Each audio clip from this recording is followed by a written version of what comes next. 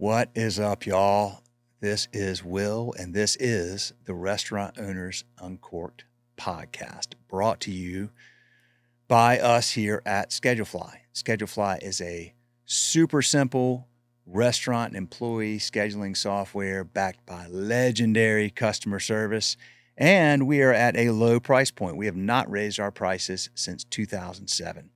Y'all, if you're on pencil and paper or Excel, or you don't have a scheduling software in your restaurant, Schedulefly will make life easier. I will promise you that. If you're on another scheduling provider, you are probably paying a lot more money than you need to for a lot of things that you don't use, and you may not have great customer service. So Schedulefly is all about super simple software, legendary customer service, and a low price point. Ask around, look around. We have a 30-day free trial. You can go to schedulefly.com, sign up for a free trial. We are not going to get your credit card, and we are not even going to call you and try to close the deal. We're there if you need us. Otherwise, we stay out of the way. Give it a try. Ask around. Or if you have any questions, you'll find my cell phone number right there on the website on 3 pages. Thank you all for listening to this podcast and watching this podcast. We have done over 500 episodes now, and we're just getting warmed up. Appreciate y'all.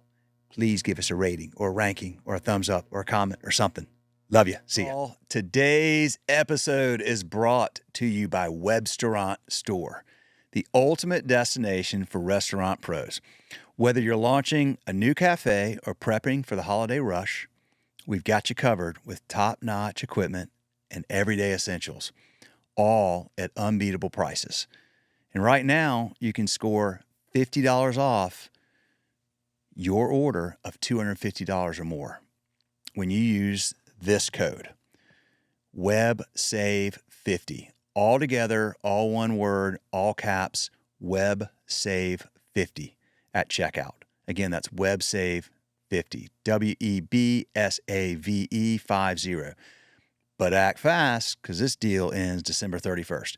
Visit restaurantstore.com to keep your kitchen running strong. All right, Miss Chrissy. Hey, what's happening? Introduce yourself. Chrissy Ouellette, Greenville, South Carolina. So I made a nice little drive. It was a nice, beautiful day. Yeah. It's been raining for past 3 days? It's been nasty. It's been cold, yeah.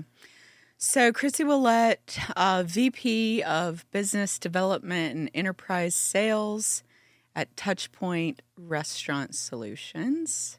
Touchpoint. I am looking forward to talking to you about Touchpoint. Yeah. And what you're doing now. So, but before we get into that, let's see here. Well, first of all, you and I first spoke probably 2 or 3 years ago, I guess. You were at Spot On at the time. I can't even remember how we got. Scott Euclid. Scott Euclid connected us. Scott Euclid. Yes. I love that dude. He's a great dude. I love that dude too. Yeah, he's such a great guy. I always had so much fun. We used to travel together. We have stories to tell. We've been all over this country together. And, Scott, he used to be a chef. And he's like, a true chef, trained. San Francisco. He's legit. He's legit. Yeah. And so we all got into this habit of leaning on Scott to order all of our dinner. And then I always hated to have to put my corporate credit card down when Scott ordered dinner because we had one of everything on the menu, but it was fantastic. It was a great time. But Scott's a great dude. I loved working with him. But he introduced us because Scott and I ran partnerships at Spot On. And I think you guys had done some business together at one of his restaurants. Yep. Hagen Rocks. Yep.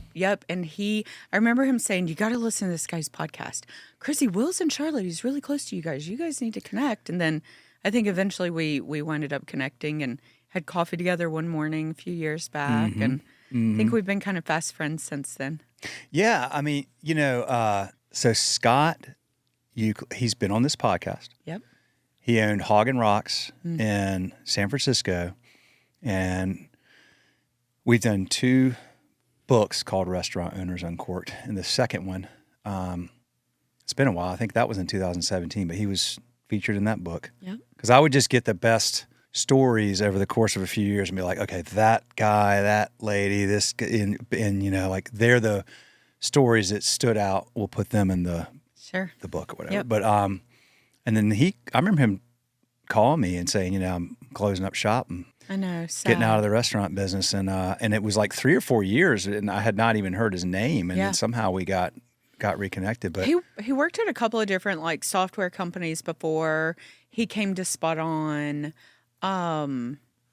But he's a riot. That guy's a lot of fun, and get him laughing and telling jokes, and he has everybody rolling. I miss my Spot On family dearly. I really do. you've always spoken really highly of those folks. Yeah. Since you were there and since you left. Well, okay. So, Miss Chrissy, you have been in this world of like hospitality tech service providers for a while. Where did it all start? Well, I love to say that it started when I was 15 years old, and my very first job was at Sonic in Tazewell, Virginia. And I was a car hop, and I delivered food to people's car on roller skates. That's so freaking awesome. Is Tazewell, is that up there, like near the, is it in the mountains? Is it in near the West mountains Virginia? in southwestern Virginia. So Southwestern probably Virginia. an hour-ish from like Blacksburg, where Virginia Tech is, more like southwest Like of down at 81. Yeah, down 81, down Yeah. 77, Route Okay. 460. So I grew up in the middle of literally nowhere. Like, don't blink your eyes, you'll miss. Like, teeny tiny town. Only 2 high schools in the entire county. I think my graduating class is like 140 people. Yeah. My dad was a coal miner. Yeah. So, like, life was tough. Life was hard. And I got my first job at 15, and it was at the Sonic, and I was, dumping cherry limeades in people's laps and in their cars, and talk about embarrassing. But I started working the restaurant there, and, I moved to, I think I've worked at a Western Sizzlin'. I don't know. Do they still exist? I don't know if they exist anymore. I grew up around here. I definitely remember them. I don't know if they do. Yep. So I did that. And then I worked for a little local spot called J. Walters, hosting, waiting tables. And, I've worked in the 4 walls of a restaurant literally from the time I was 15 until probably like into my 30s. Even, when I started out in the credit card processing, I still bartended a little bit on the side. It was just kind of in my veins to be in that hustle, bustle, chaos. I really enjoyed it. I loved talking to people, serving them, making their day better. And then I started in the payment space, and I found myself always drawn to being inside of the restaurant, even from that perspective, and trying to help them out there. And then the payments company I was working for, they launched a POS system. And, they were just a reseller of a POS system back this was like in the early 2000s, dating myself a little bit. So I liked selling the point of sale system, and that really kind of got me going from like a restaurant tech perspective. And from there, I just, I Spot On started, and then we launched the loyalty program in 2011, and I was a part of launching that very first product of Spot On. We were selling that to restaurants and small boutiques and SMBs throughout the United States. And then Spot On acquired Imagine, and I ran that hospitality division for 4 years. And, kind of the rest is history. Lunchbox and now Touchpoint. Well, so Spot On started as what was the product?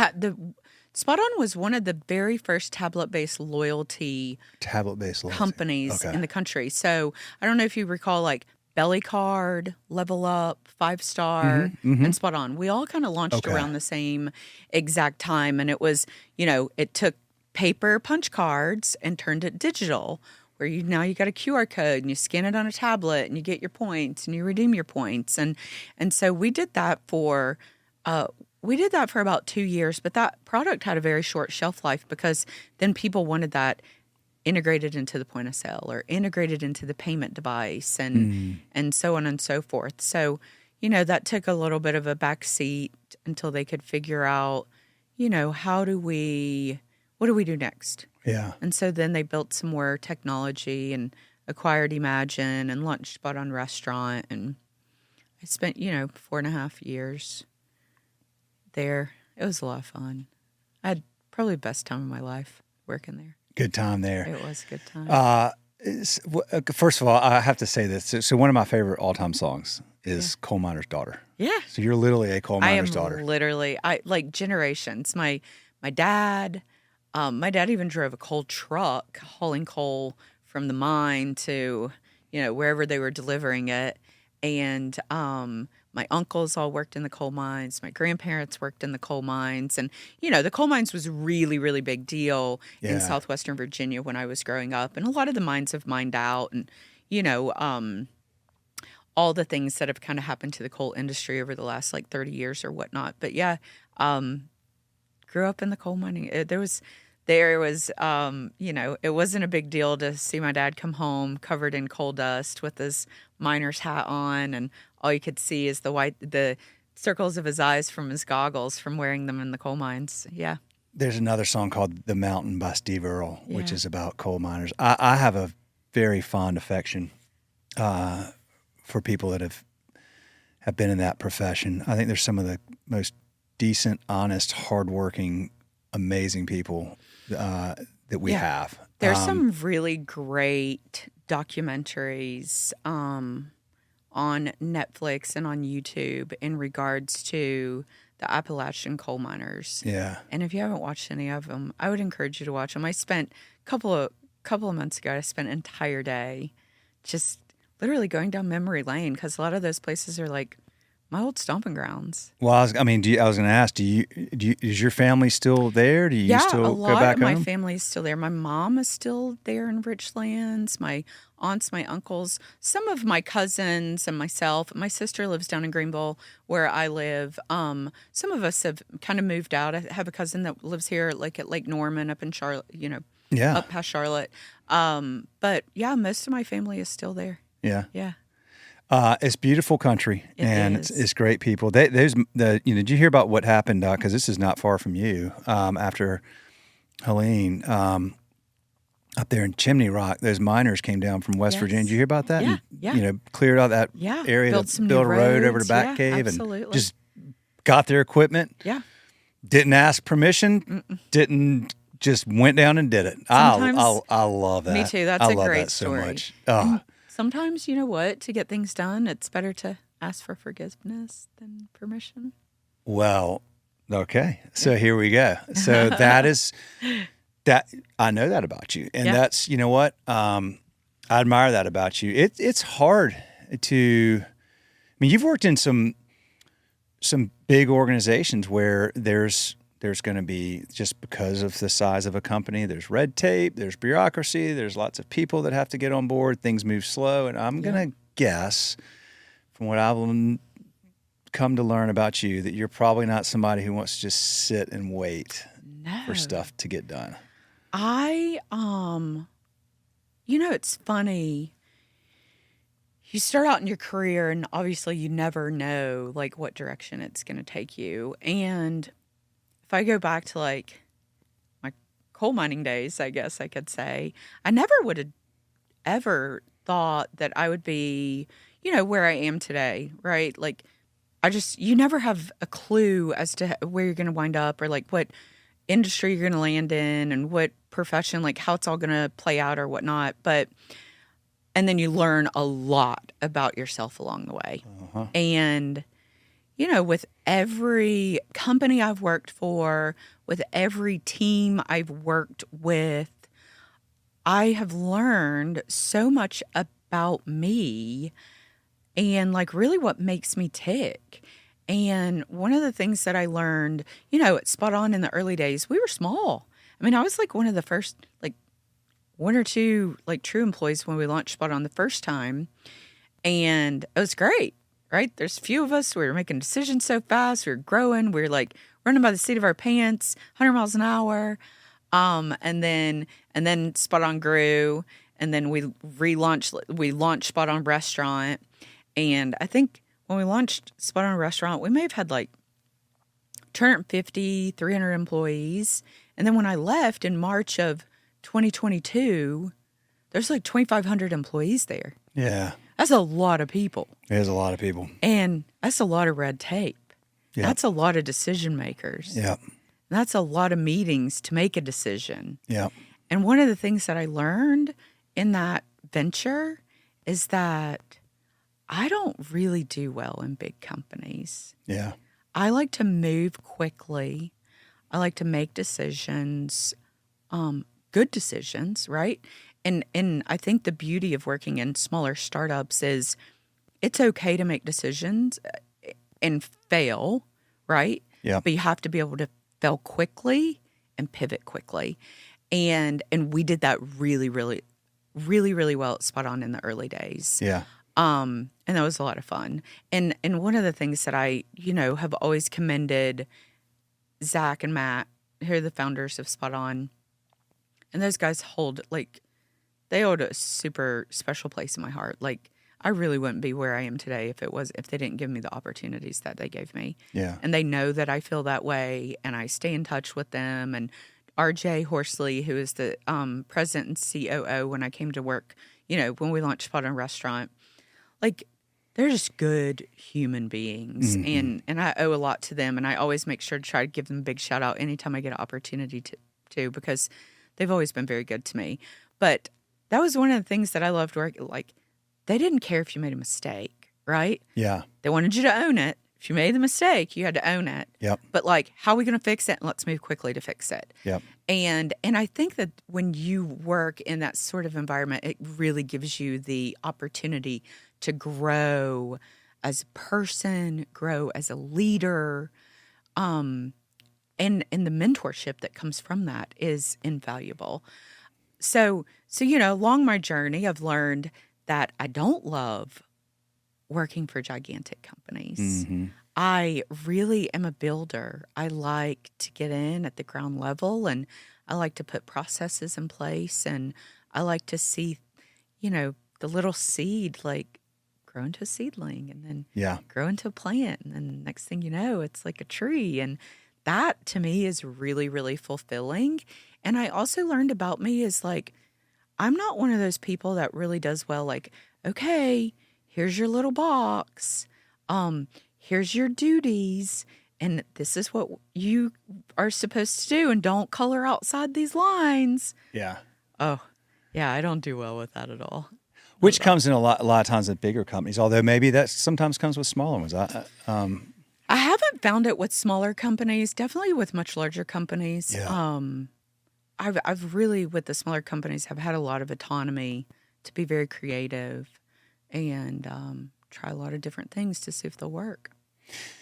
Yeah, it's interesting. My first job out of college was at Nations Bank, which is now Bank of America. Yeah. That's a big company. Yeah, you could never put me there. I would fail 3.5 miserably. years. Oh, God. I mean, I didn't know that. You were a banker, dude? Dude, I was. I did not. I don't think I knew that about you. I was a banker, and but was not cut out for corporate America because I can't keep my mouth shut. And I'd be like, this is stupid. And, people would be like, you don't say that. And I'm like, why don't you say it? It doesn't make sense. Like, why don't we change stupid. it? I just wasn't cut out. It's fine. It's, it's just that it didn't work. So, and then my first company we had, where all 5 of us at ScheduleFly came from, was called First Research. And our customers were banks. So I spent a lot of, like, my drawings my kids made of me, you wouldn't think this because of the way, you pretty much see me. I've always got a hat on and probably a beard and a t-shirt. Yep. But all my daughters and my first son's drawings of me are like dad in like a suit because even though I was working for First Research, I was, our customers were banks. And back then, this is like in the early 2000s. So I'd go on a lot of trips. And if I went and met with some, head of commercial banking at pick your favorite bank in some big city, I had on a suit because that person had on a suit, and so I was wearing so once we started the ScheduleFly thing, it took me a while to like unwind from like that sort of like more professional type world. But I tell you, nothing against bankers. Love y'all. You're great. And that was a wonderful business. But man, there is just to kind of dovetail into something I know you're going to agree with here is that there is nothing better than serving restaurant people. I mean, it is like the coolest freaking industry ever. And the people in this industry collectively, there's always outliers, but I mean, by and large, are just incredible people. They are giving, caring, thoughtful, kind. They work their freaking asses off. Yep. Really, really, really hard at an extraordinarily hard business that I don't think most people understand how hard it is to be successful in this business because of all the different pieces of the puzzle that have to fit together for it to work day in and day out, 24/7, 365. Man, it is like the coolest freaking industry to serve. Yep. It really is. I totally agree with you. And I feel like once like you get it kind of in your blood, it's really hard to, because when I left Lunchbox back, gosh, I guess, going on a year now. I left Lunchbox in like maybe March or April or May. I can't even remember. I kind of thought about getting out of the industry. I wanted to stay in tech, but I kind of thought maybe I should go like try to do something else, like serve another industry. Like I want to stay in tech, but because I really do love technology. Like technology's cool. And the things that we're able to do with technology is really kind of mind blowing. Yeah. And I think that you and I are the same age. I think the evolution in tech that we've seen over our lifetime has been really incredible. Yeah. We went from like rotary dial telephones, like on a cord, Yep. to, some of us have a computer that we walk around with. You, on the other hand, are still, you haven't, I know you made the leap. You made the leap and then you went backwards, which you've told me the story why you did it, and I cannot respect that more than because it's awesome that you set that boundary for yourself, because some of us don't have the capability of doing that. But it's really interesting that the restaurant industry, and I know from like the tech side, I feel like, and even some of the brands that we work with and that, we see at conferences a lot, it's like a big family. Yeah, it sure We is. really are like a big family, and it's a lot of fun. It is a lot of fun. Yeah. It's an incredible group of people. And it's been interesting too, Chrissy, because, this industry has traditionally been pretty low tech and behind the tech curve. And that's changed a lot. When we got Schedule Fly going, if you had asked me in 2007, 2008, how long will it be before every single restaurant in the country has a employee scheduling software that replaces pen and paper? Sure. Right? I would have been like, 10 years at the most, like 7 to 10 years. Mm-hmm. And here we are 17 years later, and there's literally still tens of thousands, if not hundreds of thousands of restaurants that don't have a scheduling software. Which is wild. Which is crazy to me. But great. But so the point being that like when you're in tech, mm-hmm. you see like the future, if you will. Like this is how things should be or could be.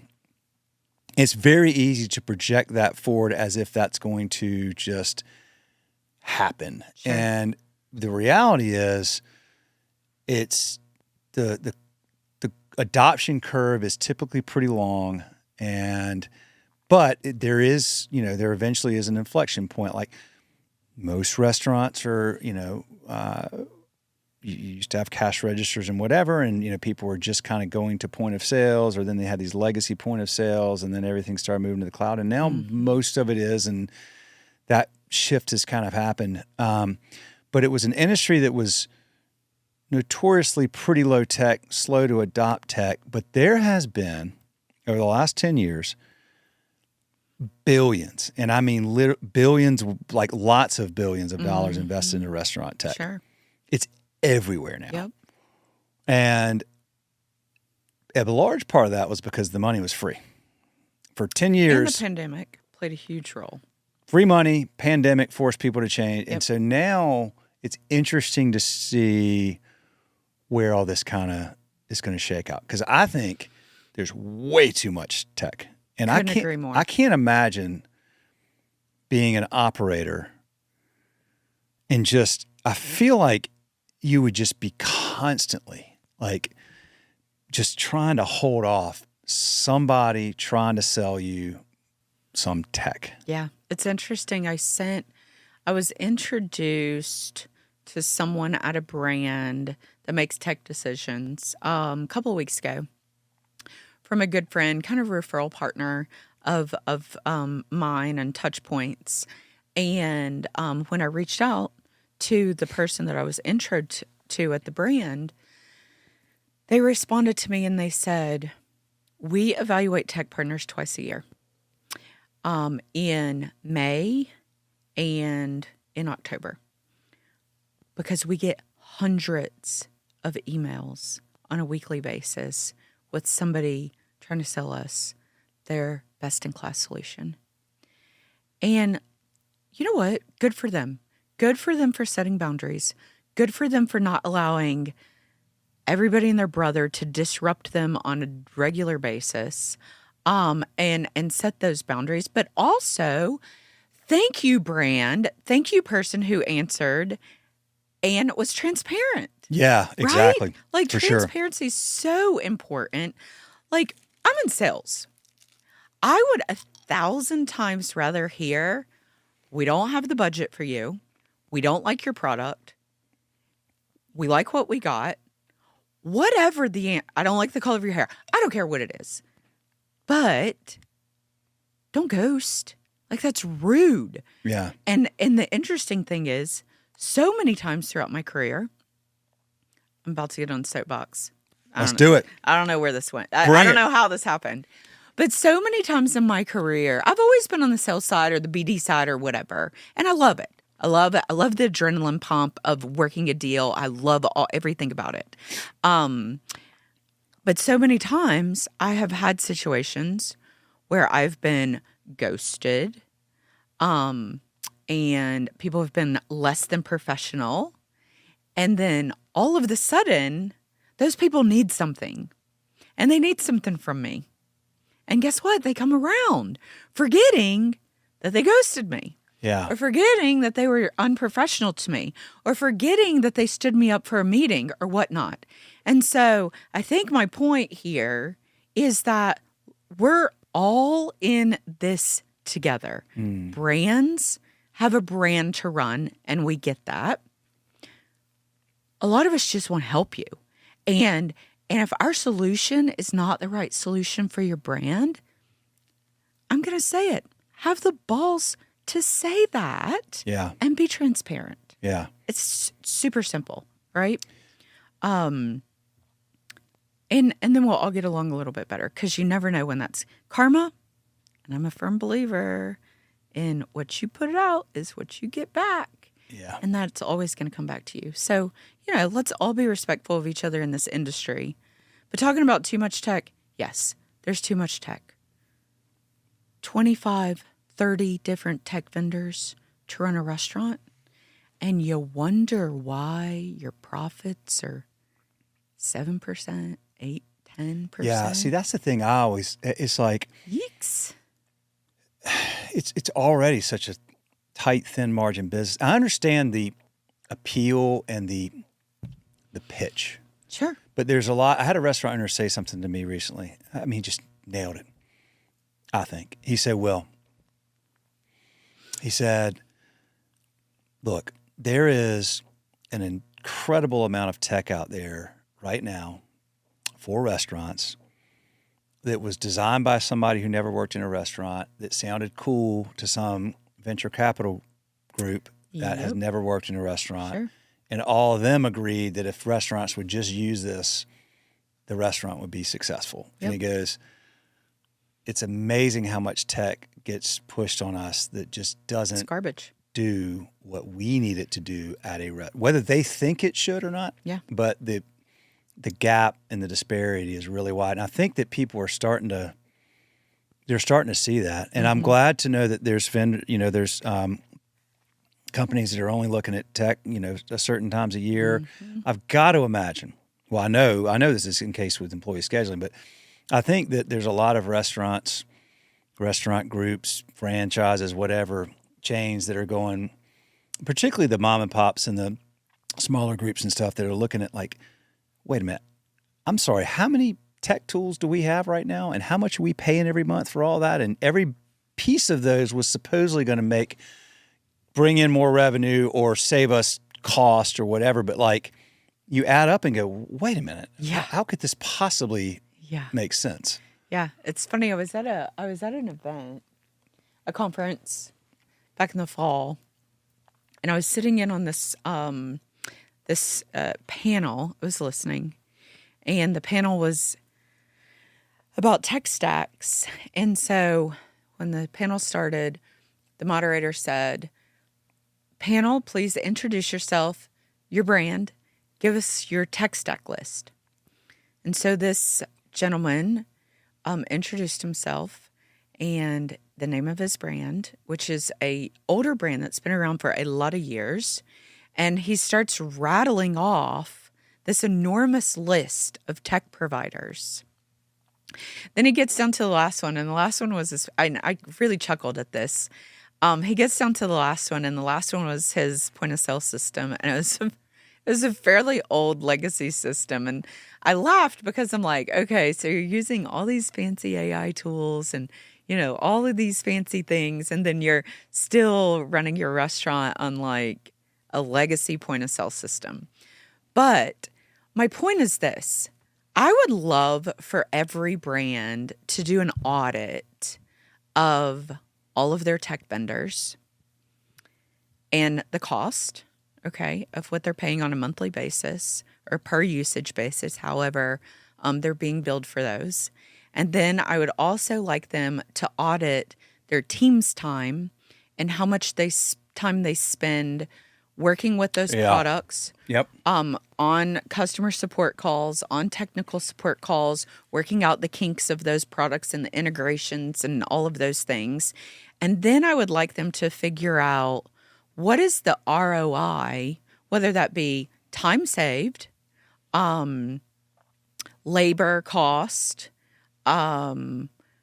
revenue in the door, user experience, and add it up and then like look at the number. Yeah. And because, back before we had this big tech boom, before the pandemic, restaurant profit was really floating somewhere between 12 and 15%, right? And then the boom of DoorDash and Uber Eats that's taking 20 or how much ever percent that is. And then, your AI and your AI that's answering your phone, which like I'm old school. If I'm calling you on the phone, I probably want to talk to you and not a robot. But maybe I'm abnormal. I don't know. But I'd love to see like what is their ROI and like can you get rid of some of that to get your profit back up? Yeah. Maybe you don't need all those people managing all these tech pieces. Maybe they can do something else. Yeah. I'm not for tech replacing people. I think people is why the hospitality industry exists. Yeah. Right?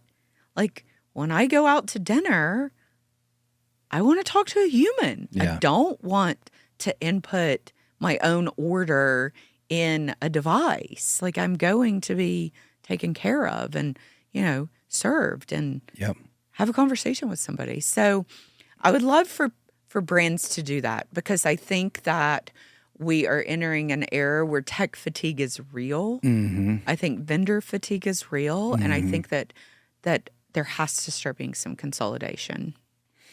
Oh, there's going to be.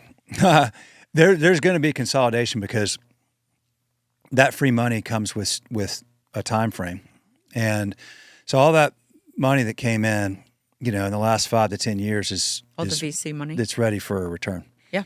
And so in 2025, by the way, I'm just winging it. I don't know what I'm talking about. Okay. But I bet you.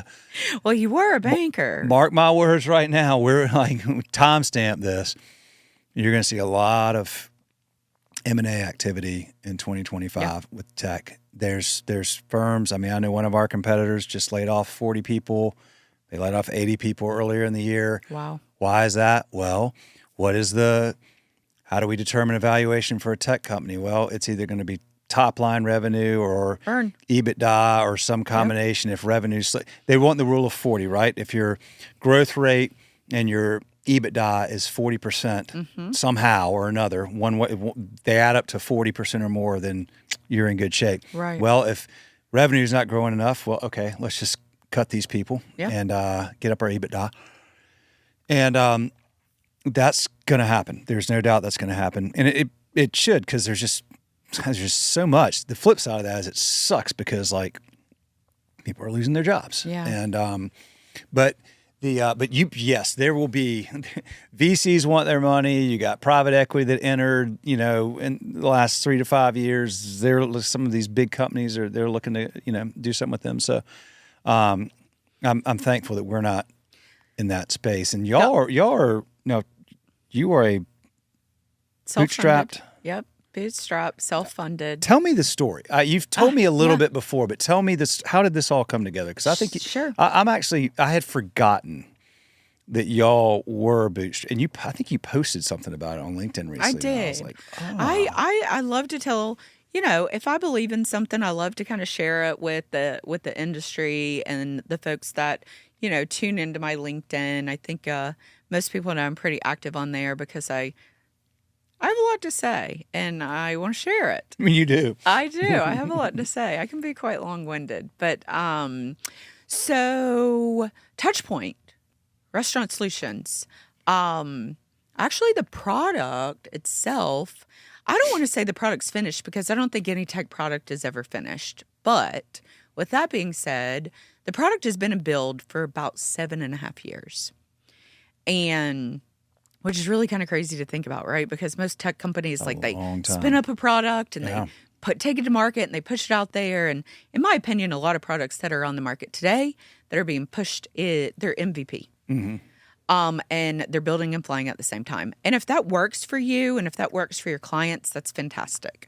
But our CEO and founder didn't want to do that. He wanted to build a really solid product and have several big proofs of concept that the product is rock solid before taking it to market. And remind me his name. His name is Israel. Israel. Yes. Okay. Israel Laharoux. All right. Yes. Cool. Don't ask me how to spell it because I still can't get it right, and I can barely pronounce it. But so Israel is an engineer by trade, which is really awesome. He's a Stanford grad. He worked as an engineer for BMW in Germany. He actually was on the team that created the X series, which is manufactured right in my hometown in Greenville, South Carolina. Yeah, sure. So that's kind of a cool story. And then he also was in the IT and infrastructure space before launching what you see today that is Touchpoint. And really cool, most of the websites that are in this world, if you're interacting with that website, you are touching technology that Israel built himself. Wow. Which is super cool. Yeah. And the fact that he is an engineer and that we are truly a product-led organization versus a sales-led organization is super refreshing. So he built this amazing product. Why did he build it? What was So he was in Italy with his family, and they had dinner at this old Italian restaurant in Italy, and they had their kids, and they had their gelato, and they had their macaroons, and all of these things. And, in old Italy, they don't have point-of-sale systems. They're still writing things down, and you're using cash and, all of that. And so 6 months later, they go back to the same restaurant, and the team was family ran restaurant. They remembered them, and they remembered the kids, and they remembered took note of the kids' gelato flavors and the kids' macaroon flavors and what they had to drink and their favorite wine that they had there. And it really made a huge impression on him that if they can do this with pen and paper and memory, we can build technology that can do this for restaurants in the United States. To give we've really moved away from hospitality. Mm-hmm. We've moved away from the hospitable part of hospitality. You know, you walk into a store, you do a kiosk, and if that works for you, it's great. But, and we do those. We have a kiosk, but we've added some parts to it that make interacting with a brand personal again. And so that's what Israel went out and built. And so like at the nucleus of our product, you've got, they went out and the first thing they did was build CDP, CRM, and data and analytics at the core. Okay. So then the next part was, okay, so we have this awesome nucleus. We can go out and we can do integrations to all of these things to push the data into that nucleus, or we can build all those things ourselves, have everything on one code base, so you get a true omnichannel experience. And so POS, Linebuster, KDS, mobile app, online ordering, loyalty, gift cards, one-to-one personalized messaging, one-to-one marketing, and offers and rewards. Literally all on the same platform. No integrations needed. No break in the system. Yeah.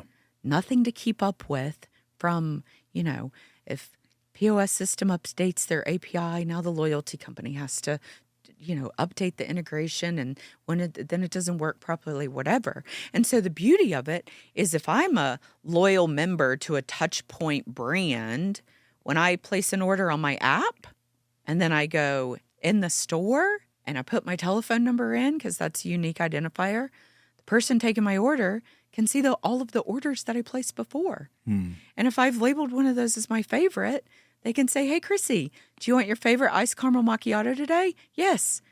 One touch, reorder straight to the barista to make my coffee. Helps with throughput. You just made my transaction very personal because you called me by my name, because you can see that since I put my phone number in. And you know what I like to drink. Yeah. And I don't have to sit there and rattle out iced caramel macchiato, give me a medium, no fat milk, extra shot of this, blah, blah, blah. 10 minutes later, I don't really drink my coffee like that. So I was just making that up. But I don't have to do that anymore with Touchpoint. Yeah. I label my favorite. If I buy you coffee every day, you can even send me your favorite in my app. Yeah. And when I put my phone number in, I can say, oh, also give me Wil's drink as well. And I don't have to rattle it off. It's there.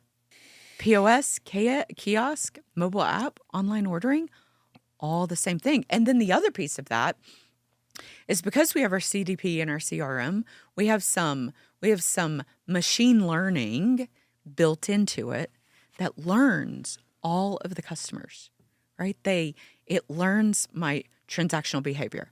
It learns what time of day I come. It learns, am I a vegan? It learns, do I drink sugar-free drinks? It learns all these things about me. So then you can set up personalized campaigns to go out to your customers based on their spending and their transactional habits. Yeah, personalized campaigns. Okay. To happen. So, for example, if I go to a place and every single time I order a salad and I don't get any cheese on it and I don't get any protein on it, the likelihood of me being a vegan is probably fairly high, right? So it doesn't make sense as a brand to send me a limited time offer for a chicken sandwich. Right. I've never eaten a chicken sandwich at that brand. Why would you send me an offer for that? Yeah. Doesn't make any sense. Yeah. Right? It's just blanketed, right? Let's just send out chicken sandwich offer. Yeah. But because of the machine learning that we have built into our marketing piece, I get one-to-one targeted offers based on my behavior. And the likelihood of me using those drastically Much higher. increases. Yeah, sure.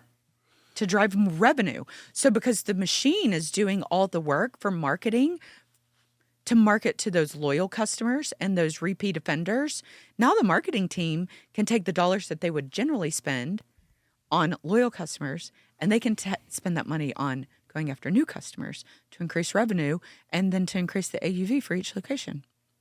It's really, I'm almost every day that I dive deeper into this product, I'm blown away.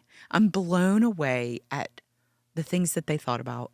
I'm blown away at how easy it is to use. We had one of our franchise be interviewed by a company recently, and the franchisee said, the product is so easy to use, any 18-year-old could walk in here on day one and pick up one of the line busters and take orders without any training. That's impressive. It's unbelievable. Well, easy to use is not something that you hear a lot with restaurant tech.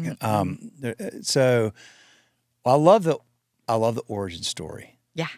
And the inspiration for this. Yep. And here we are these years later. And so... And it's just now taking it to market. We have about... I was going to say, so where are we today? Yeah. How many employees are there? Yeah. And what's... So I was hired about 125 days ago to come in and take the product to market. We have we're so tiny. We have 27 employees. So You're huge. Oh, no. We have compared 5. to you guys, yeah. I'm just kidding. All right, so you got 27 employees. 27 employees. We have 14 brands using our product. Mm-hmm. One of those brands being over 300 locations, which is pretty awesome. And a brand would be, okay, so that one's got 300, so you've got 14. And do all of the locations in each brand use it, or is it okay? Yep. Got it. Every location within the brand uses it. Okay. And once they had those brands up and running and humming and very, very happy with the product, then they decided, okay, it's go time. And so I was approached to come on board. And after a little blip I had over the summer, I was super happy. And again, I said this earlier, I am a firm believer that what you put out, you get back, and everything happens for a reason. And I think that blip happened because I was supposed to wind up at Touchpoint. The culture's incredible. Israel and Sarah, the founders are amazing humans. Married? Are they a couple? Okay. Israel and Sarah. Okay. They're amazing humans. They care about people. They care about restaurants, and they really just want to put a phenomenal a phenomenal product in the marketplace. Where are they? They Southern California. Okay. Yep, Southern California, and then they spend some time in Italy as well. And are y'all spread around, or We are. Everybody's spread around. We've got people in Germany. Okay. We have people in Canada.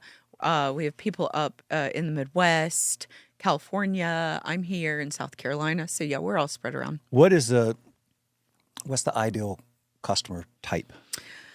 You know, it's interesting because in the last 20 days, like we've been really trying to figure that out. And one of the things that I've noticed is people are really creatures of habit.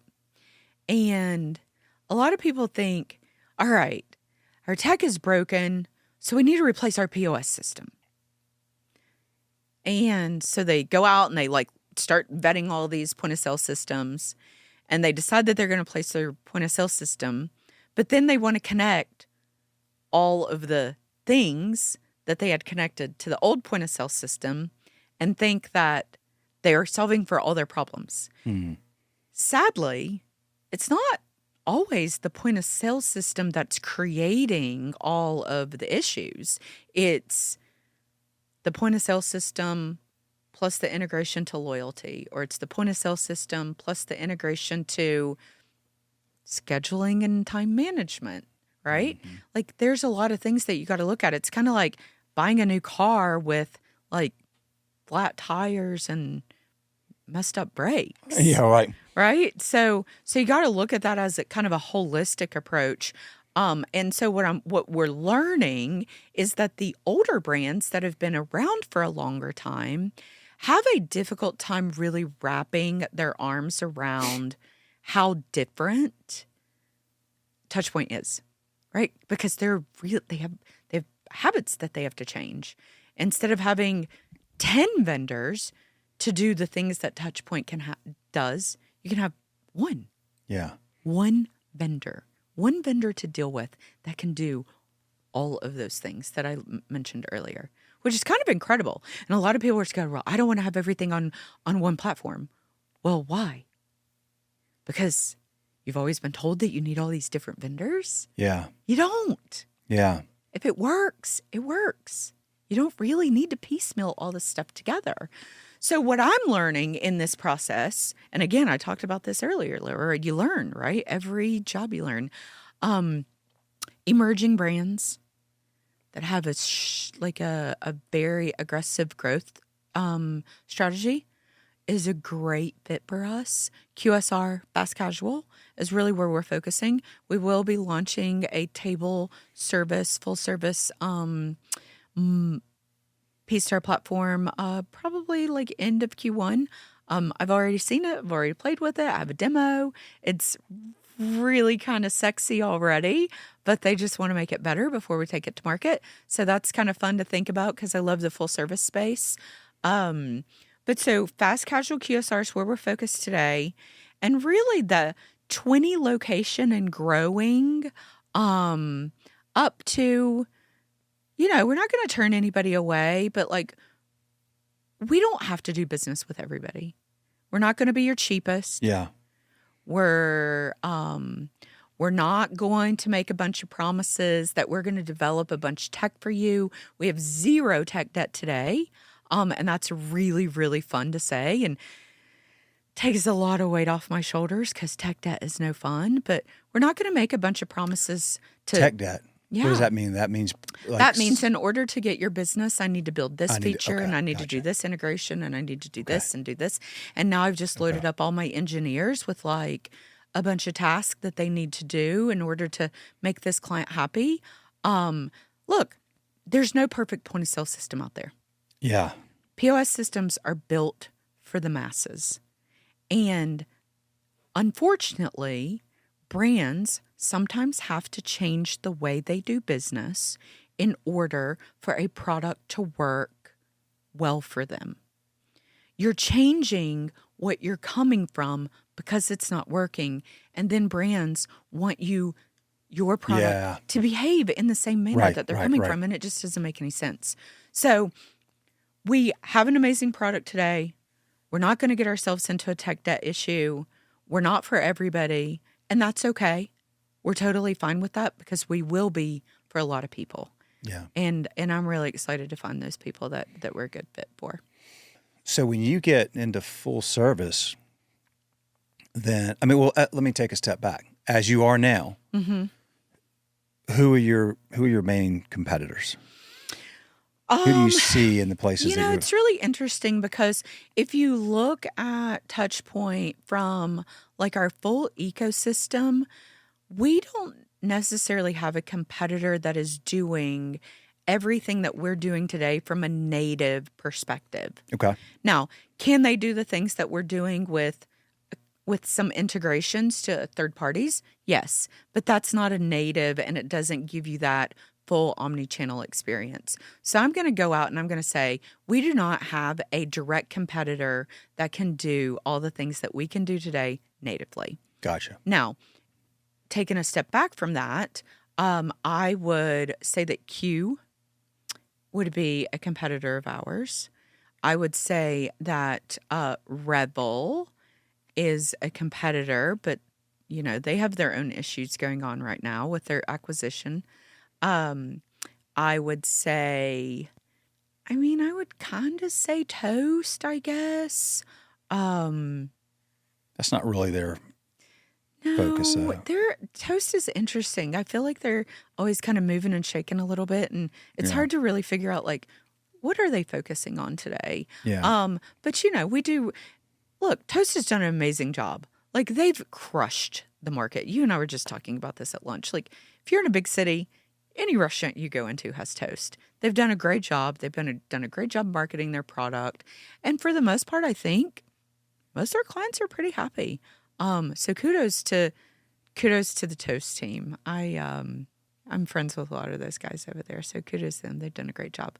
I don't necessarily consider them a big competitor though, but I think it's going to be Q and Rebel. Mm-hmm. There's a new player out on the market. They've been out for maybe 2 years, year and a half, called Crisp. Never heard of them. Yep, they're from Utah. They want to try to compete. We'll see. Hey, y'all. Running a restaurant, as we all know, is no easy task, but Webstaurant Store has your back. From heavy-duty equipment to everyday kitchen essentials, we've got everything you need to stay stocked all year long. And right now, you can save $50 on your order of $250 or more when you use the code WebSave50 at checkout. That's WEBSAVE50, WebSave50. But hurry, this offer is only available until December 31st. Visit webstaurantstore.com today to snag some savings. And y'all, I'll throw in this piece. That's what they asked me to say. These folks are awesome to work with. They have a great website, highly regarded, a lot of happy customers, and we're super stoked to have them as a sponsor. So go check them out, webstaurantstore.com. And again, that code is WebSave50. Thanks.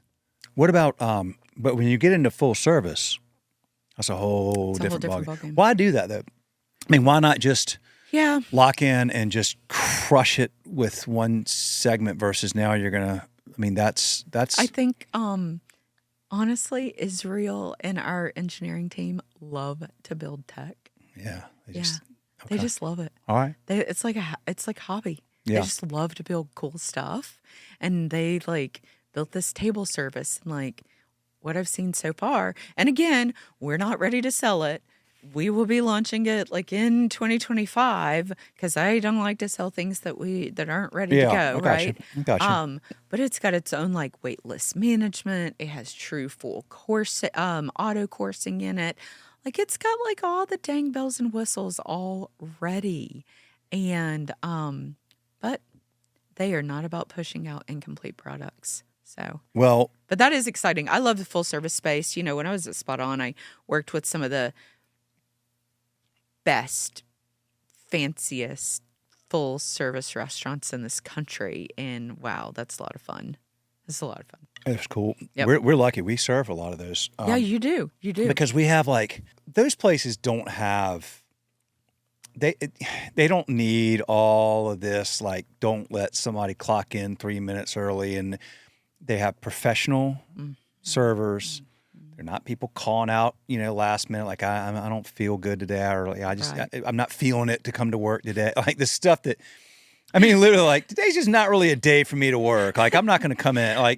They don't have any of that crap. They just need an easy way to build a schedule, get it to their team. Yes. So it's it works really well. You work with a lot of, one of the spaces that you play in a little bit that I love is the boutique hotel space. Oh man, I fun love those places. Right? Yeah, absolutely. What a fun space that is. Absolutely. We do. I love the boutique hotels. They're cool. I like when I get to travel, and if I happen to get to stay in one, that's kind of cool. We like the boutique. We do well where people just need something simple. Yeah. And don't need. But I love that about you. And you know what? I really respect companies like you guys who know where you fit, you stay in your lane, you're unapologetic about it, and you got 10,000 rooftops using your product. That's not 5,200. Oh, wait, I saw 10,000 somewhere. Well, somebody commented on a post because I said, I wrote a LinkedIn post. Yeah. And it was over 10,000 restaurant owners have my cell phone. Okay. That's where I got 10,000. That's because, that's why. I wish we had 10,000, but we're fine with 5,200. Whatever. Maybe we'll get to 10,000 one day. The reason I wrote that is because over the 17 years we've been doing this, we've actually had 20,000 customers, right? Yep. And, people grow into us, people outgrow us, people close their doors, whatever. So we've had 20,000 total customers. And about half, I don't know, for the last 7 or 8 or 9 years, every single free trial that comes in, I get a text, and it says, here's the person's name and their restaurant name and their phone number, and I call them. From your cell phone? Typically almost instantly. And from your flip phone? From my flip phone. And I say thank you, and I want you to have my cell phone number, and if you need anything, I'm your guy. Well, let's see. I've been sitting with you today since about 1 o'clock. It is now 3:20. Yeah. And hasn't rang one time with anybody screaming that the hair is on fire because they can't schedule somebody and they can't switch a shift and they can't clock in or whatever, all the things. Not one. Nope. That's pretty impressive. No, I was just looking to see if any trials have come in.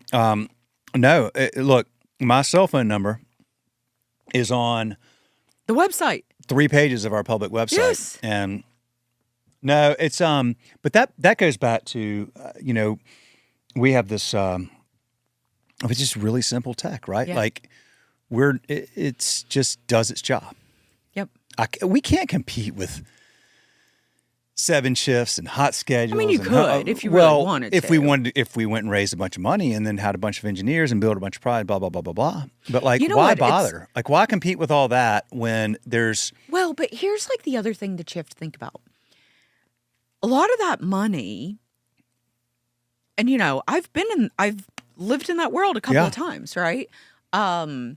A lot of that money for those companies, and I think I said this on the post that mentioned you this morning, is if you build tech right, you don't need 500 engineers, right? You have to just know what you're doing.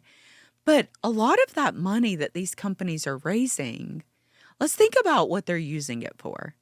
They're not just using it for R&D. Yeah. They're using it for big, heavy payrolls, big C-suite titles, gigantic marketing budgets. Some of the money that I see companies spend at these trade shows. I mean, I know how much I used to set up spot-ons trade shows. I know how expensive it is. And that's a lot of money that they're using from these PE firms and VCs and not necessarily investing it all in the tech. So then when they go to push their pricing out for this product that they've built, it's got all those things built into it. Yeah. And really, if they would just do things a little bit more simple, then the product wouldn't be nearly as expensive. Well, once you raise that money, it got to spend it. It has to be spent, and it has to grow that top line. Yeah. And it has to grow it really, really fast. So, I say we can't compete with having all of that stuff. Now, I would say that the majority of people, I mean, again, we're really focused on mom and pops and small restaurant groups and, franchisees that have, a few locations or whatever, but they don't need all of that stuff. No, and, I think the one thing that we're seeing the most need from a laboring and scheduling standpoint, definitely integration, but mainly because of in California, and I think we'll start to see it in some of the other states, especially in the Northeast, is the break enforcement and the lunch enforcement, which makes things get a little bit hairy. I mean, the lawsuits from employees that they didn't get their break in California is seriously out of control. It's absurd. I know so many people who own restaurants who are in lawsuits now because of this. And it's easily fixed with tech, right? Yeah. You put the schedule in, they got to clock in, they got to clock out. It forces them in, it forces them out. Then you got to keep up with all those regulations too. You have to keep up with the laws. You sure do. Ain't no freaking way. No. Because what happens when a law changes and it's not reflected in the tech, and then now you as the technology company is going to get sued when that restaurant gets You said something earlier that I want to touch on. I want to take us back there. You said 2025, right? So all this money that's been given out, all these tech companies have taken all this money.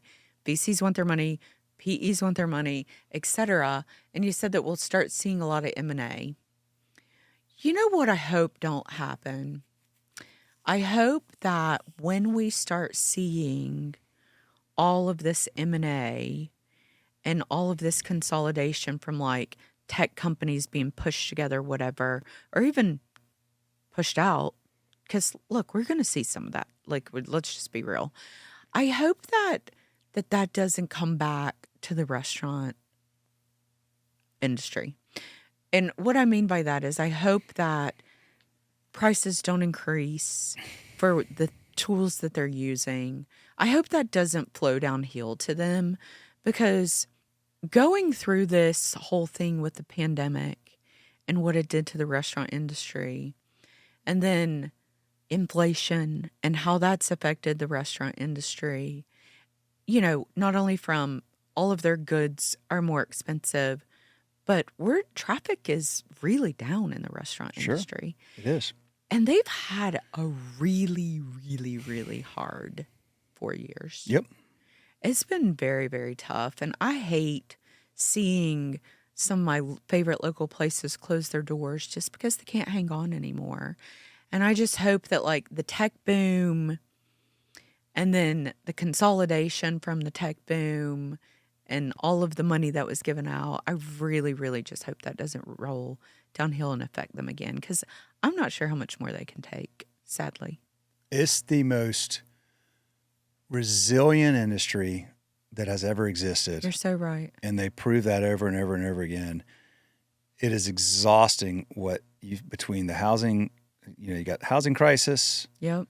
We had the labor crisis. The pandemic. It is absurd how much people that operate in this industry have had to adjust and adapt and change and tweak. And so, I think unfortunately that it will. And that's really why I'm not real shy about, I'm not saying that venture capital and private equity is bad. I'll say that. I mean, sometimes it's good and sometimes it's necessary, but I know very well a lot of these conversations with CXOs and their VC funders the restaurant is not even part of the equation anymore. Yeah. It's not, they're not sitting there going, how can we help restaurants run better or save money? It's how can we get more money from restaurants so that we can get a good return? And because that's exactly what's going to happen. Sucks. Right. I hate that so freaking much. I can't stand it. Yeah. I can't stand it because, come on, you're trying to you're killing these restaurants like death by 1,000 cuts, and soaking them for everything. And it's like, their monthly SaaS goes up. Hardware's more expensive. Their credit card processing fees increase every time they turn around. Every time. And then the reason I get pissed, right? And the reason I get pissed is because for 15 years now I've been doing this podcast, and I've had, we've done, I don't know, close to 600 episodes. There's a bunch more that we did before we actually had a podcast. Right. We would put audio files on our blog. And I've gotten to know so many of these restaurateurs. I mean, some that have moved on and they outgrew us, but I still stay in touch with them because of course.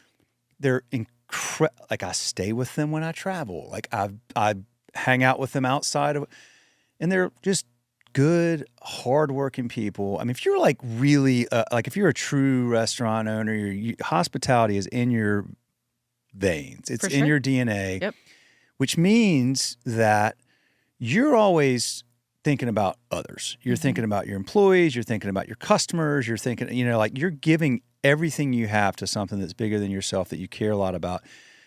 You're lucky if you take the time to even just take care of yourself and give yourself what you need. So, all due respect. Yes. Hats off. And then for these freaking people that are only in it for money, to get rich and have an exit and get a return, screw you. Do that to some other industry. Leave restaurant people alone. I agree. Seriously. I agree. Anyway, that's how I feel. Yep. I agree 100%. I don't know. I just have this soft spot and this love for the restaurant industry. Most of us celebrate our biggest moments of our lives at restaurants. At restaurants, yes. We connect with old friends at restaurants. It's our entertainment. When me and my husband go out on a date, we're going to our favorite restaurant. We're going to have cocktails and eat great food and, hang out with. We're barflies. We like to go to our favorite fancy restaurants, even the most fancy restaurants in Greenville, and we sit at the bar because we love to chat with other people at the bar, make new friends, and we love to chat with the bartenders. And it's just such a part of our lives, and to see them just continually get knocked down one time after another, it's like, I don't know, it hurts. And that's the reason why, like, I really hope that through my work and through the things that I provide to restaurants, that I'm making a difference in the people that I get to interact with's lives. Yeah. Like, I hope that, if they buy my product, and I hope 6 months, a year, 3 years down the road from that, they say, you know what? Chrissy did us right. She was honest with us. She told us what we needed to do to make things operate better. And here we are 3 years later, and she was right. Yeah. Yeah. That's what I live for. I love it. Yeah. I love it. Well, I think it's exciting. What a good time. Yeah. For you to be a part of this business. Yep. That is very early on and had this opportunity to grow this business, which will have lots of challenges and it'll be a lot of fun. I love the story. It's like riding a damn. I love the fact. So they bootstrap this thing. Bootstrap. Yep. Still today. But what I will tell, Israel might kill me for this one. We are a profitable company. We're not in the red. Yeah. We're in the black. Freaking amazing. And how fun is that? Yeah. We don't have any burn. Welcome to the club. There's not a lot of high five. There's not a lot of there's just not. There's not a lot of bootstrap, tech companies in general, restaurant tech companies for sure. Yeah. And there could be. You don't have. It's just that you. I feel like it's weird to me. Like I just like there's this thing where I've got to get money because I got to grow. Cause it's just like but for what? Well, but I think it's because everybody wants to grow so fast. I know, but why? I don't know. Why? I don't know why. I don't know why there's a race. Why do you have to grow so fast? I don't know. Like, what's the point? And I always say it's this weird thing, and everybody that sends, and it's like, well, because we got to have an exit. Okay, but why? Well, and that's I've had that question asked to me a lot over the past 3 months. Is like, from brands, like, well, what's your exit strategy? And I'm like, what? We're just getting started. We don't have an exit strategy. Our strategy is to provide really, really great tech to great restaurant brands and to help you grow. That's our strategy. We're literally just getting started. The idea of having an exit strategy I've never understood it. Yeah. I wrote a blog post once. Because that's what people tell us we're supposed to do. I know, but I wrote this blog post once. I was like, to me, having an exit strategy with a business is like getting married with having a divorce strategy. It's like in 10 years I'm divorcing. Like what the why even But what would be your strategy? Are you going to divorce because you found someone else? Or are you going to divorce in 10 years I'm going to divorce you because I'm going to have somebody that's even better looking. Like it's just so weird because it's like then you're never going to I know I'm weird. I'm like an all-in person, but it's like to me it's like I don't think that's weird. I think that's totally normal. Go focus on building something amazing. Yeah. And if you do, then someday probably somebody's going to say, hey, you want to take a lot of, and you could choose. Maybe you do, maybe you don't. You don't have to. That's the whole thing. Like, I'll never forget. Have you ever listened to that podcast called How I Built This? Mm-mm. It's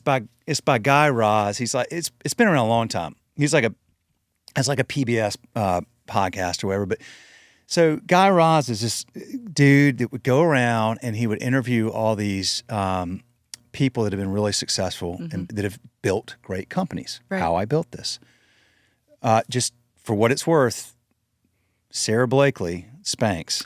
Love Sarah Blakely. You got that episode is all freaking time. It's so good. I have like all these things that you've recommended for me to listen to, and now you just added that one to my list. You got to listen to that one. She has one. Don't let me forget. I want to tell this story because it was one of my favorite sales stories ever about her. But he talks to the guy who is the 4th generation owner of Yuengling beer. You know Yuengling. Yeah, Yuengling, yeah. Now, you know Yuengling is Pottsville, Pennsylvania. Yeah. It's only on the East Coast. Yep. They've never distributed out west. Never gone out west. Yep. And so Guy Raz, and by the way, it is now, and it has been, this episode is probably like 8 or 10 years old. Owned by a who bought it? No, still just Yuengling. It is the largest U.S.-owned brewery. Wow. because all the other ones are owned by foreign overseas companies. All right. So this dude's fourth generation owner, right? Wow.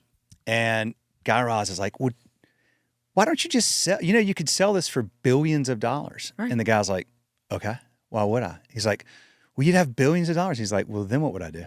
He's like, Guy, look, dude, I got more money than I need. I live 3 minutes from my office. So every day I drive 3 minutes to my office. I love what I do. My children will be the fifth generation. I've got 2 of my 3 kids are now involved in the business. So I'm like mentoring them to hand it to them one day. I love it. We are only on the East Coast. And Guy's like, yeah, like, why don't you go further out? He goes, well, because we're not in every market on the East Coast. Why would we bother, going and putting a location out in Denver and going? We're not even in all the markets on the East Coast yet. And we're the largest U.S. owner. Like, we've got, decades and decades ahead. Like, what's the point? Wow. Like, why would I give up something I love? And that resonated with me because I've always felt like, I feel like if you can build something that is so valuable that somebody want to pay you a lot of money for it, that might seem appealing. Just like it's the siren song. It's just like, that integration. It sounds really good. But what's going to happen when you sell that business is you're going to be like, sure, you got a lot of money. Now what? Because if you have what it takes to do that, that's not just something you just cut off. Right. It's there. It's in there. You're going to want to go do something else. And possibly the next thing you do is not nearly as enjoyable as what you did, and then you start missing it. And I can say that just from a little bit of experience because we sold First Research, and I had an exit, and it seemed really cool. Oh, yeah, and then it sucked because they took our baby and they kind of ruined it, and then it's like, holy crap. And then you're just like, well, great, we did well financially, but like they destroyed this thing. So I lesson learned, no interest.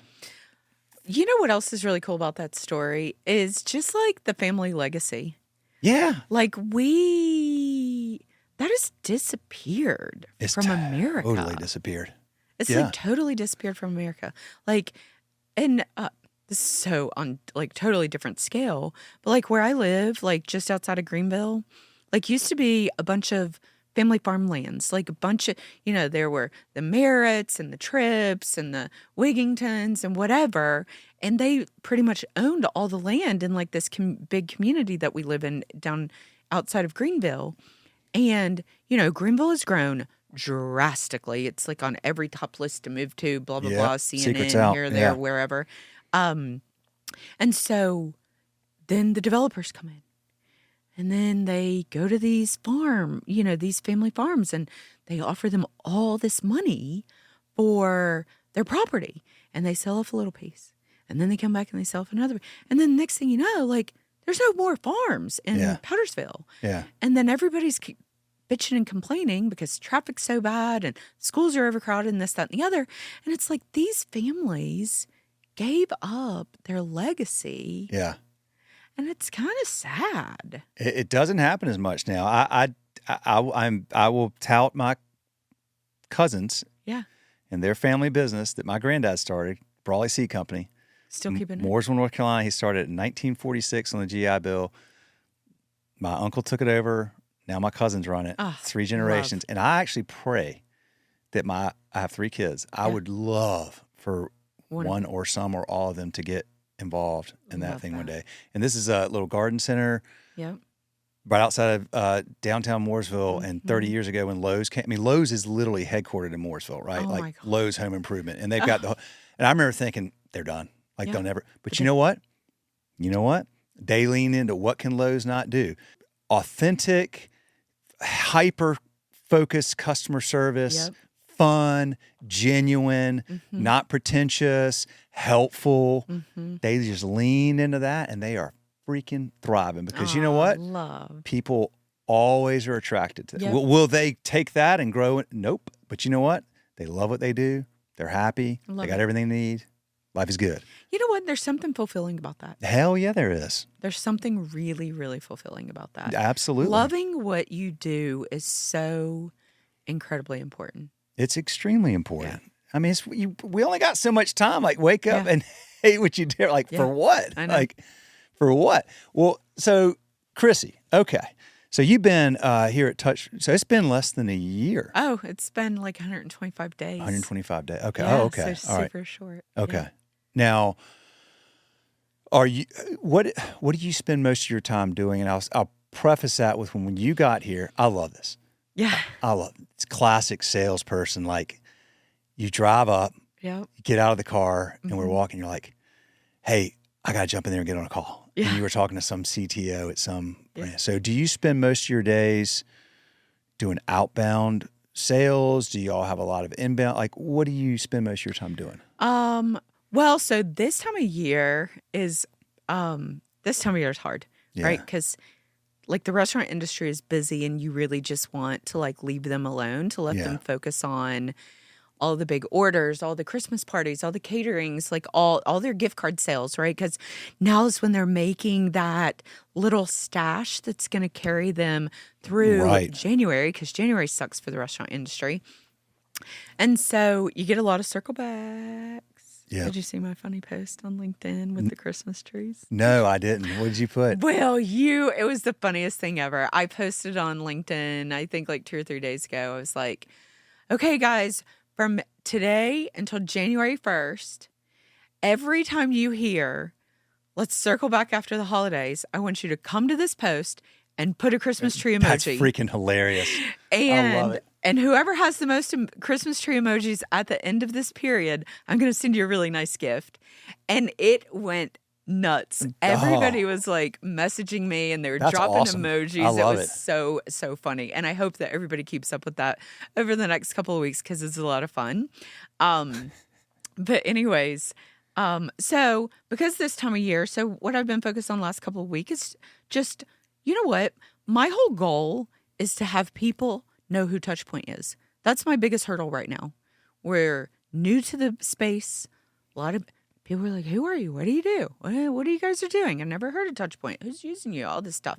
So my big thing that I'm trying to do right now is all of my friends that are in the industry that work for labor and scheduling management, work for Restaurant 365, work for TimeForge, work for, all the partners out there that are selling software.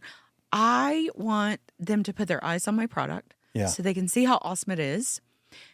Because if they hear somebody saying, we're starting to evaluate this or we're starting to evaluate that, hopefully they would say, look, I don't know a ton about Touchpoint, but I know Chrissy and maybe you should take a look at their product. Also, I know I was ragging on consultants yesterday, but I do like consultants. So let me just put that out there and clear that air. But I think as a consultant, you have to be extremely unbiased.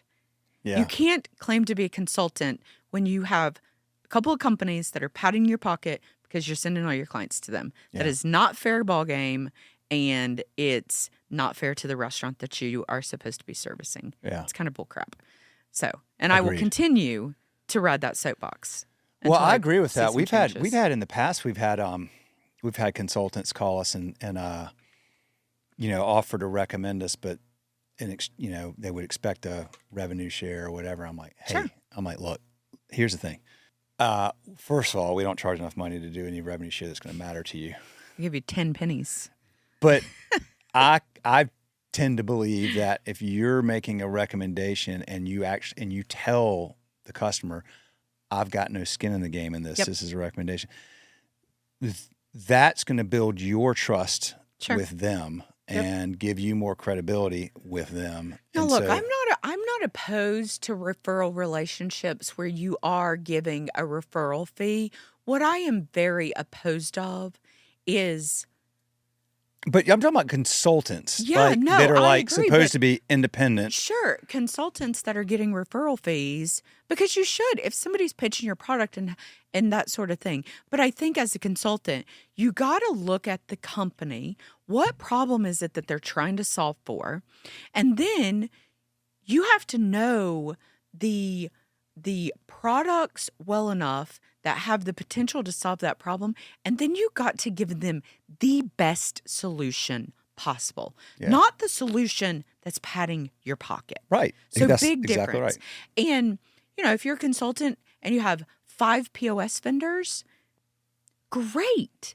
But give your client the POS that is going to solve their problems, that is going to help them grow, not just the POS that's going to pay you the most money. I'd say just freaking be honest if you're getting paid. I mean, look. I don't mind that. Yeah, that I mean, part doesn't bother me. No, but be honest. But be honest and be fair. Yeah. And do the right thing by the client. Yeah. Don't just pitch one or two products. Yeah. Because one size does not fit all in this space. I'm sorry.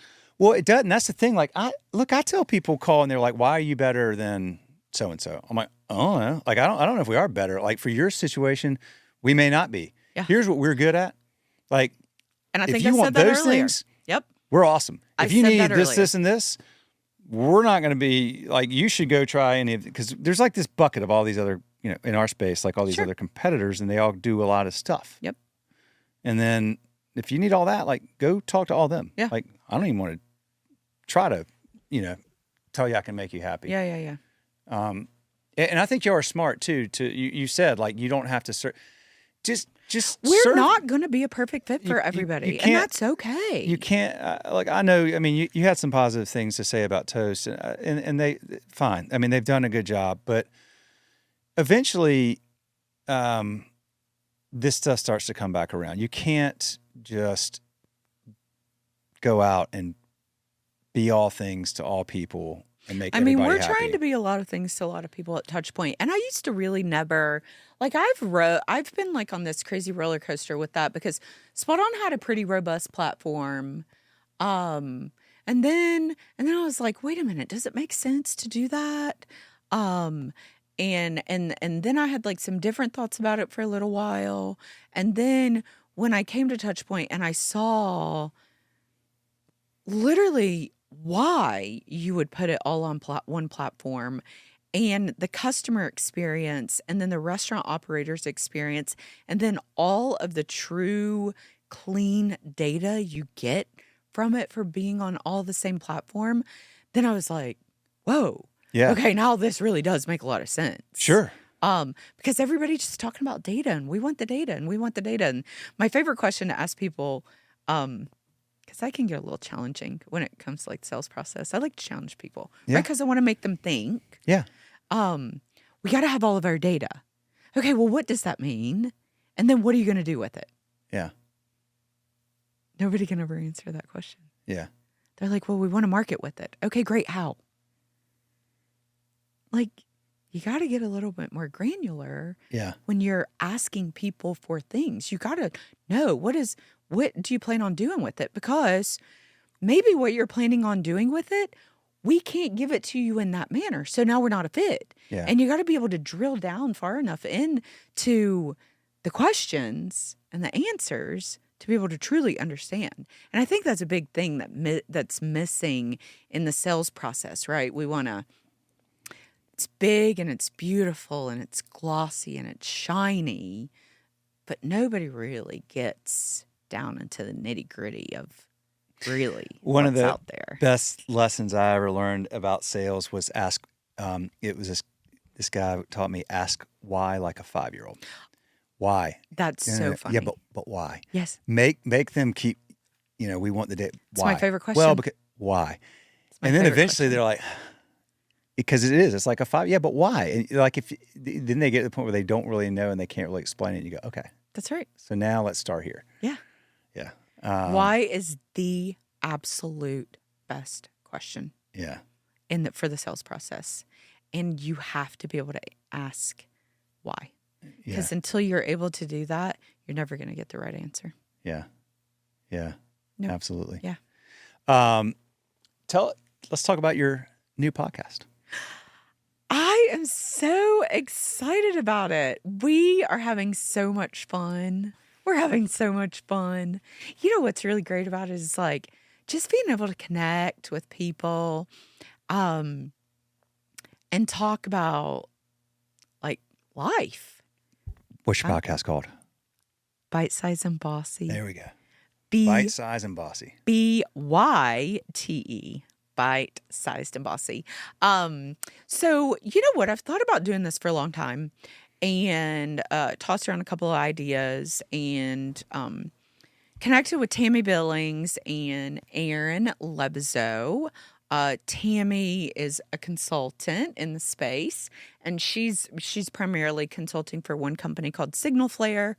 And she's been consulting with them directly for a while now. And then Aaron Lebzo also is a consultant. Aaron is a very, very accomplished chief marketing officer. She's worked on the brand side for a very, very long time. She is a credible human. Tammy's a great human as well. And so we were chatting up at like an event, and we were kind of talking about things about the industry that we don't necessarily love. I always just want to make a difference, and like however I can do that, right? And so I honestly could not tell you like exactly when we said, okay, let's start a podcast. But somehow we decided that we were going to start a podcast, and it's a female forward, right? We will have some of our male allies on at some point in the future, just not right now. But we wanted to start a podcast for a couple of different reasons. Number one, being a working mom is hard. Mm-hmm. Like right now, all of the mom hustlers out there, kudos to you. But you're being Santa Claus, you're being a candy baker and a cookie baker, and you're dressing your kid up for all these crazy things that they're doing at school, and you're buying teacher gifts and bus driver gifts and, shopping for your husband and your kids friends, and you're doing all these things. Plus you're hustling every day because you got a job and a full-time job. And so balancing being a mom, like we want to talk about it because it's not talked about a lot. Everybody just expects us to be all these things, and don't be emotional about it, right? Because God forbid a female's emotional. And then we want to talk about like the journey. Like we're in a male-dominated industry. Men run restaurants. Yeah. 99% of my phone calls and my Zooms are with men, which doesn't bother me. I can hold my own. I have no problem with that. Like I'm used to it. I was in the payment space, and like in the early days of the payment space, I was like, when I would go to a conference, I'd be like 1 in 10 women out of 450. So it doesn't bother me. But it's a challenge and it's hard. And, kudos to those female CTOs out there because they're far and few between. Yeah. And that's a tough job. But so challenging, the challenges of being in a male-dominated industry, the challenges of being a mom and being a hustler at the same time, traveling while your kids are, elementary school and middle school. It's hard. So we want to talk about those real life things and put them out there. And we want a podcast that's lighthearted and entertaining and fun. And we're giving women a platform to tell their story as to how they got to where they are today when we interview them. And it's not just the C-suite that we're going to talk to and that we're talking to already. It's the account executive who just started at the tech company that's calling on the CTOs or the marketing folks. It's the director that moved from being account executive, or it's the brand manager for a 1,000 location brand. So we want to highlight everybody. We want to give them space to tell their story. And if along the way, Aaron, Tammy, and I can be a mentor to them and help drag them along, we're really, really excited to do it. Would y'all have independent restaurant owners, female restaurant owners? Yes, we want everybody. We want everybody to tell their story. I would recommend you talk to that I've had on before. We did this series. It's been a few years, but we had this series on this podcast called Rockstar Women of Restaurants, and we would get I would get 3 female restaurant owners from around the country. Yeah. That don't have no connection to each other other than they just happen to be scheduled fly customers. Sure. And we would just do we did it via Zoom. Yeah. And they would just share their stories and talk and anyway, I've got some awesome ones. I also would love to connect. I know that you did a podcast recently with a restaurant owner out of Chimney Rock. Megan. Yeah. Megan. Yeah. I would love to chat with Megan, and I would love to have her on the podcast to tell her story and kind of like how she's kind of overcoming that. the devastation of Hurricane Helene and Chimney Rock. And I actually listened. It brought me to tears. Yeah. Because again, one more thing that restaurant owners have been hit with that's like completely out of their control.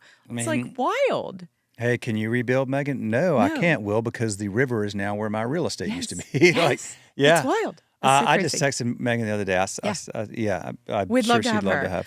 But yeah, so Bite Size and Bossy, we're really, really, really close to launching our very first episode. We wanted to make sure that we had several episodes like already recorded so that we could release one after another to keep it hot and get our viewership up. You can go to our website, bitesizeandbossy.com. And if you are interested in being on our podcast, drop us a note there. You can connect with me on LinkedIn because I'm a crazy LinkedIn person. I'm always checking that thing. And that's Chrissy Ouellette, Ouellette. And then you can also message us on Instagram. We do have an Instagram as well, Bite Size and Bossy.